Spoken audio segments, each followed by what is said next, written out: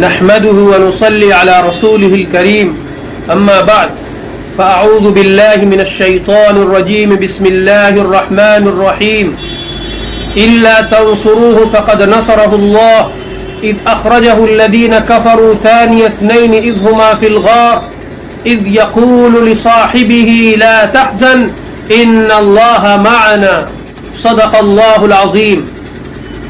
آج کی اس نشست میں ہم خلیفہ اول حضرت ابو بکر صدیق رضی اللہ تعالی عنہ کی زندگی پر مختصراً گفتگو کریں گے.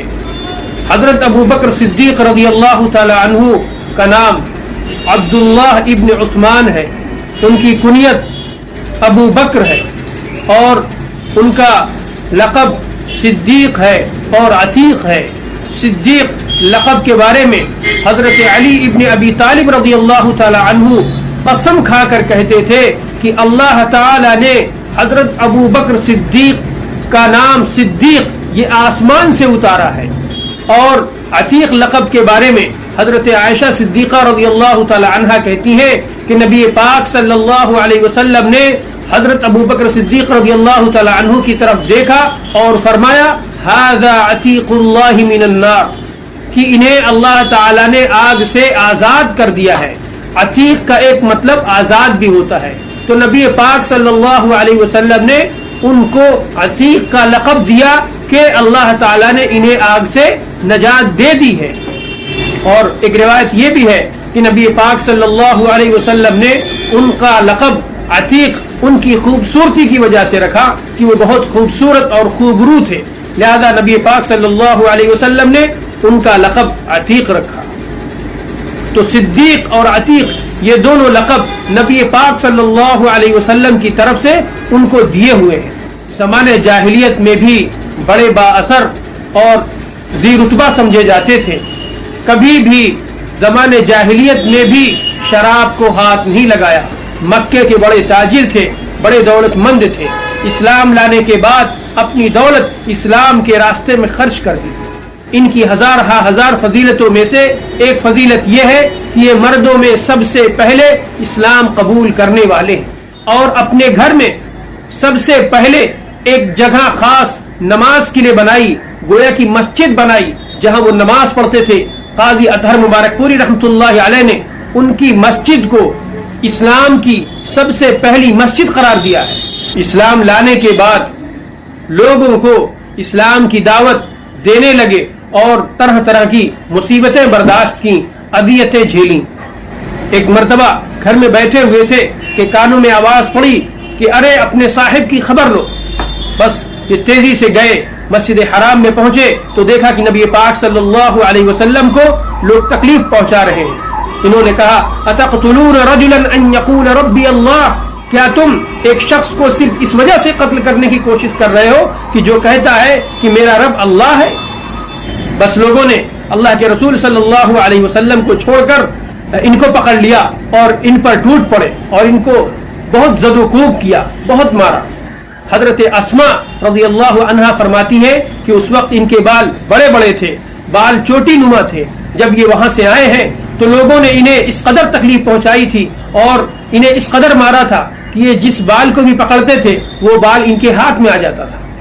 اس کے باوجود ان کی زبان پر تھا تبارکت یا ذا الجلال والاکرام، تبارکت یا ذا الجلال والاکرام. اور اس حالت میں بھی اپنی فکر نہیں تھی. یہ پوچھ رہے تھے نبی کیسے ہیں، ہمارے نبی کیسے ہیں. نبی پاک صلی اللہ علیہ وسلم کے بارے میں پوچھ رہے تھے. لوگوں کو اسلام کی دعوت دینے کے لیے انہوں نے انتھک کوششیں کی.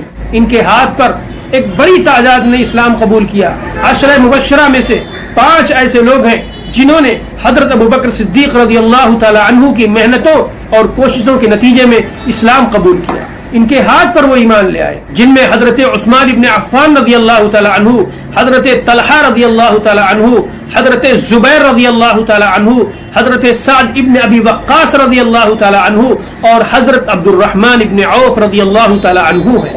یہ بات سب جانتے ہیں کہ ہجرت کے سفر میں حضرت ابو بکر صدیق رضی اللہ تعالی عنہ ہی وہ شخصیت ہیں، وہ صحابی ہیں جنہیں یار غار بننے کا شرف حاصل ہوا اور جن کا تذکرہ قرآن کریم نے کیا. ثانی اثنین اذ ہما فی الغار اذ یقول لصاحبہ لا تحزن ان اللہ معنا. حضرت عمر فاروق رضی اللہ تعالی عنہ تمنا کیا کرتے تھے کہ حضرت ابو بکر صدیق رضی اللہ تعالی عنہ ان کی پوری زندگی کی نیکی لے لیں اور صرف غار ثور کی ایک نیکی انہیں بدلے میں دے دیں. اتنا بڑا مقام تھا حضرت ابو بکر صدیق رضی اللہ تعالی عنہ کا. جب غار ثور کے منہ پر پہنچے ہیں تو حضرت ابو بکر صدیق رضی اللہ تعالی عنہ نے کہا کہ اللہ کے رسول مجھے پہلے اندر جانے دیجئے کہ اگر کوئی سانپ ہو اور کوئی چیز ہو تو وہ سب سے پہلے میرا سامنا کرے. اس کے بعد وہ غار میں داخل ہوئے اور انہوں نے اپنے کپڑے پھاڑ پھاڑ کر اس سے جتنے سوراخ تھے سب کو بند کر دیا اور ایک سوراخ بچ گیا اور کپڑا ختم ہو گیا تو انہوں نے وہاں پر اپنی ایڑی رکھ لی. اس کے بعد نبی پاک صلی اللہ علیہ وسلم کو اندر بلایا. نبی پاک صلی اللہ علیہ وسلم اندر تشریف لے گئے. اس وقت نبی پاک صلی اللہ علیہ وسلم نے غور نہیں کیا. صبح نبی پاک صلی اللہ علیہ وسلم نے پوچھا ابو بکر تمہارا کپڑا کیا ہوا؟ تو انہوں نے ساری صورتحال بتائی, ساری بات بتائی. تو نبی پاک صلی اللہ علیہ وسلم بہت خوش ہوئے اور اللہ تعالیٰ سے دعا کی اللہم اجعل ابا بکر معی فی درجتی یوم القیامہ, کہ اے اللہ ابو بکر کو کل قیامت کے دن میرے ساتھ رکھنا. راوی کہتے ہیں کہ اللہ تعالیٰ نے نبی پاک صلی اللہ علیہ وسلم کے پاس وحی بھیجی کہ تمہاری دعا قبول ہو گئی.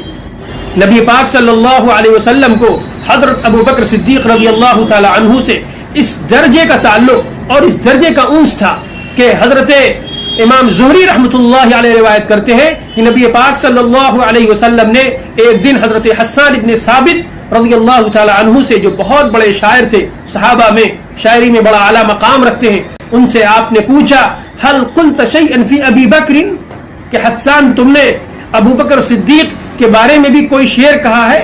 انہوں نے کہا جی ہاں اللہ کے رسول. تو نبی نے فرمایا کہو میں سنتا ہوں. قل وانا اسمع. یہ بہت بڑی فضیلت کی بات ہے کہ نبی پاک صلی اللہ علیہ وسلم حضرت حسان ابن ثابت سے کہتے ہیں کہ تم نے ابو بکر صدیق رضی اللہ تعالی عنہ کے بارے میں جو شعر کہا ہے وہ مجھے سناؤ, میں سن رہا ہوں. چنانچہ حضرت حسان ابن ثابت رضی اللہ تعالی عنہ نے شعر پڑھا وثانی اثنین فی الغار المنیف وقت وثانی اثنین فی الغار المنیف وقت طاف العدو به اذ صعد الجبل وكان حب رسول الله قد علموا وكان حب رسول الله قد علموا من البریۃ لم يعدل به رجلا. کہ وہ اونچے اور بلند غار میں دو میں کے دوسرے تھے جبکہ دشمن پہاڑ پر چڑھ کر ان کے ارد گرد گھوم رہا تھا اور وہ اللہ کے رسول صلی اللہ علیہ وسلم کے محبوب ہیں, یہ بات سب جانتے ہیں. اور نبی پاک صلی اللہ علیہ وسلم نے ان کے برابر کسی کو نہیں سمجھا. نبی پاک صلی اللہ علیہ وسلم نے یہ شعر سنا تو آپ ہنسے, یہاں تک کہ آپ کے داڑھ دکھنے لگے اور آپ نے فرمایا صدقت یا حسان ہوا کما قلت, تم نے صحیح کہا اے حسان, وہ ویسے ہی ہے جیسا کہ تم نے کہا. غزوہ تبوک کے موقع پر مشہور واقعہ ہے کہ اس دن حضرت عمر فاروق رضی اللہ تعالی عنہ نے چاہا کہ آج میں حضرت ابو بکر صدیق رضی اللہ تعالی عنہ سے سبقت لے جاؤں گا. چنانچہ وہ اپنے گھر گئے اور انہوں نے اپنے گھر کے سارے سامان کو دو حصوں میں تقسیم کیا اور ایک حصہ نبی پاک صلی اللہ علیہ وسلم کی خدمت میں لے کر حاضر ہوئے. نبی پاک صلی اللہ علیہ وسلم نے ان سے پوچھا گھر والوں کے لیے کیا چھوڑا؟ تو انہوں نے فرمایا مثلا, یعنی اسی کے مثل آدھا گھر پہ چھوڑ کر آیا. حضرت ابو بکر صدیق رضی اللہ تعالی عنہ بھی ساز و سامان لے کر حاضر ہوئے تو نبی پاک صلی اللہ علیہ وسلم نے ان سے پوچھا ما ابقیت لأہلک, کہ تم اپنے گھر والوں کے لیے کیا چھوڑ کر آئے ہو؟ تو حضرت ابو بکر صدیق رضی اللہ تعالی عنہ نے جواب دیا ابقیت لهم اللہ ورسولہ, کہ میں نے ان کے لیے گھر والوں کے لیے اللہ اور اس کے رسول کو چھوڑا ہے. یعنی میں گھر کا سارا ساز و سامان لے کر حاضر ہو گیا ہوں, اپنے گھر والوں کے لیے چھوڑا ہے تو اللہ اور اس کے رسول کی محبت, اللہ اور اس کے رسول کی تعلیمات, اللہ اور اس کے رسول کے لیے جانثاری اور فداکاری. حضرت عمر فاروق رضی اللہ تعالی عنہ نے جب یہ دیکھا تو انہوں نے حضرت ابو بکر صدیق رضی اللہ تعالی عنہ سے فرمایا کہ میں آپ سے کبھی بھی سبقت نہیں لے جا سکتا, میں آپ سے کبھی بھی عمل میں آگے نہیں بڑھ سکتا. اسی واقعے کو علامہ اقبال رحمۃ اللہ علیہ نے اپنی ایک نظم میں پرویا ہے جو بانگ درا کلیات اقبال میں صدیق کے نام سے موجود ہے. اس کا آخری شعر ہے پروانے کو چراغ ہے بلبل کو پھول بس, परवाने को चराग है, बुलबुल को फूल बस, सिद्दीक के लिए है खुदा का रसूल बस। हजरत अबू बकर सिद्दीक रज़ी अल्लाह तआला अन्हु की एक फजीलत यह भी है कि उन्होंने अपना सारा माल इस्लाम की राह में खर्च कर दिया। जिस वक्त इस्लाम लेकर आए हैं उस वक्त 40,000 दिरहम के मालिक थे। सारी दौलत मुसलमानों को तक़वियत पहुंचाने में और गुलामों को खरीद कर आज़ाद करने में खर्च कर दी। हजरत बिलाल हबशी रज़ी अल्लाह तआला अन्हु को खरीद कर आज़ाद करने वाले और कुफ़ार की अज़ियत से उनको नजात दिलाने वाले यही हजरत अबू बकर सिद्दीक रज़ी अल्लाह तआला अन्हु हैं। इन्होंने हजरत बिलाल हबशी रज़ी अल्लाह तआला अन्हु को 5 औक़िया सोने में खरीदा। हजरत बिलाल हबशी रज़ी अल्लाह तआला अन्हु के आका ने कहा कि अगर आप इसे 1 औक़िया में खरीदते तब भी मैं बेच देता। उसके कहने का मतलब यह था कि बिलाल हबशी की मेरे नज़दीक कोई अहमियत नहीं है। हजरत अबू बकर सिद्दीक रज़ी अल्लाह तआला अन्हु ने कहा कि अगर तुम इन्हें 100 औक़िया में बेचते तब भी मैं खरीद लेता, यानी इनकी मेरे नज़दीक बहुत अहमियत है। हजरत अबू बकर सिद्दीक रज़ी अल्लाह तआला अन्हु का मशहूर वाक़या है कि वो नबी पाक सल्लल्लाहु अलैहि वसल्लम के पास बैठे हुए थे और उन्होंने अपने गिरबान में कांटे लगा रखे थे। हजरत जिब्रील अलैहिस्सलातु वस्सलाम तशरीफ ले आए और नबी पाक सल्लल्लाहु अलैहि वसल्लम से फरमाया कि अबू बकर ने अपने गिरबान में कांटे क्यों लगा रखा है। तो नबी पाक सल्लल्लाहु अलैहि वसल्लम ने फरमाया कि इन्होंने अपनी सारी दौलत फतेह मक्का से पहले इस्लाम पर खर्च कर दी है। तो हजरत जिब्रील अलैहिस्सलातु वस्सलाम ने फरमाया कि अल्लाह ने सलाम भेजा है और आपसे कहा है कि आप अबू बकर से पूछिए कि क्या वो इस फक्र की हालत में अपने रब से खुश हैं या अपने रब से नाराज हैं। तो नबी पाक सल्लल्लाहु अलैहि वसल्लम ने हजरत अबू बकर सिद्दीक रज़ी अल्लाह तआला अन्हु की तरफ मुतवज्जे होकर फरमाया कि अबू बकर, अल्लाह ने तुमको सलाम भेजा है और अल्लाह ताला पूछ रहे हैं कि तुम अपने रब से इस हालत में राजी हो या नाराज हो। हजरत अबू बकर सिद्दीक रज़ी अल्लाह तआला अन्हु ने फरमाया कि मैं अपने रब से नाराज हूँगा, मैं अपने रब से राजी हूँ, मैं अपने रब से राजी हूँ, मैं अपने रब से राजी हूँ। ये है मकाम कि आसमान से सलाम आता है। अल्लामा इकबाल रहमतुल्लाहि अलैह ने क्या खूब कहा है कि खुदी को कर बुलंद इतना कि हर तकदीर से पहले, खुदी को कर बुलंद इतना कि हर तकदीर से पहले, खुदा बंदे से खुद पूछे बता तेरी रजा क्या है। अपनी जिंदगी ही में नबी पाक सल्लल्लाहु अलैहि वसल्लम ने 1 से ज़ायद मरतबा हजरत अबू बकर सिद्दीक रज़ी अल्लाह तआला अन्हु को नमाज पढ़ाने का हुक्म दिया। एक मरतबा कबीला अम्र इब्न औफ में लड़ाई हो गई। नबी पाक सल्लल्लाहु अलैहि वसल्लम को मालूम हुआ तो आप वहाँ सुलह के लिए तशरीफ ले गए। जाते हुए आपने हजरत बिलाल हबशी रज़ी अल्लाह तआला अन्हु से कहा कि ऐ बिलाल, अगर नमाज का वक्त हो जाए और मैं ना आ पाऊँ तो अबू बकर से कहना कि वो लोगों को नमाज पढ़ाए। अपने मरदुल वफात में भी नबी पाक सल्लल्लाहु अलैहि वसल्लम ने हुक्म दिया कि अबू बकर से कहो कि वो लोगों को नमाज पढ़ाए।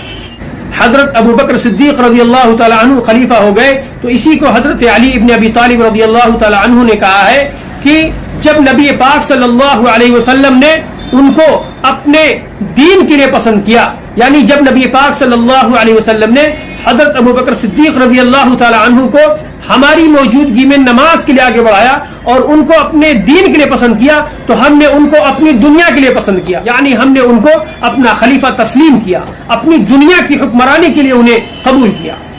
नबी पाक सल्लल्लाहु अलैहि वसल्लम की वफात के बाद जबकि एक तरफ नबी पाक सल्लल्लाहु अलैहि वसल्लम की वफात का गम सहाबा इकराम को निढाल किए हुए था, दूसरी तरफ कुछ कबाइल ने ज़कात देने से इनकार कर दिया था। तो उस मौके पर हजरत अबू बकर सिद्दीक रज़ी अल्लाह तआला अन्हु ने वो मशहूर जुमला बयान किया जो एक ज़रबुल मसल बन गया है कि अयुन कसुद्दीन व अना हय, कि दीन में कमी हो और मैं जिंदा रहूं। और उसके बाद उन्होंने ज़बरदस्त इक़दाम किया, सख्त कार्रवाई की उन लोगों के खिलाफ जिन्होंने ज़कात देने से इनकार कर दिया था और आखिर में उन तमाम लोगों को ज़कात अदा करनी पड़ी।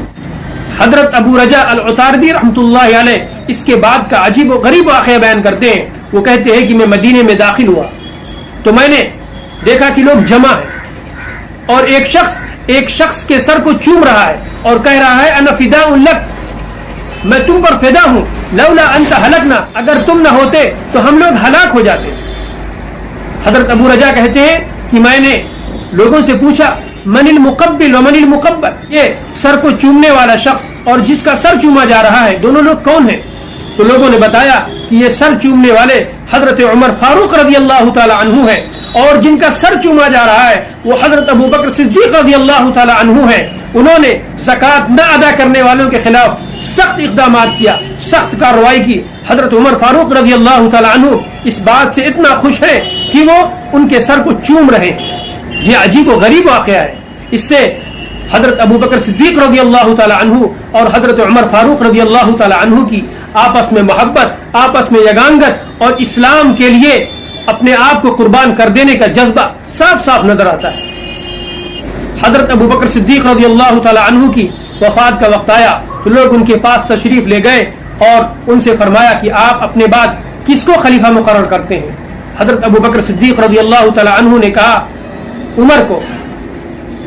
تو لوگوں نے شکایت کی اور کہا کہ آپ نے ہم پر نہایت سخت اور ترشرو آدمی کو خلیفہ مقرر کر دیا ہے، آپ اپنے رب کو کیا جواب دیں گے؟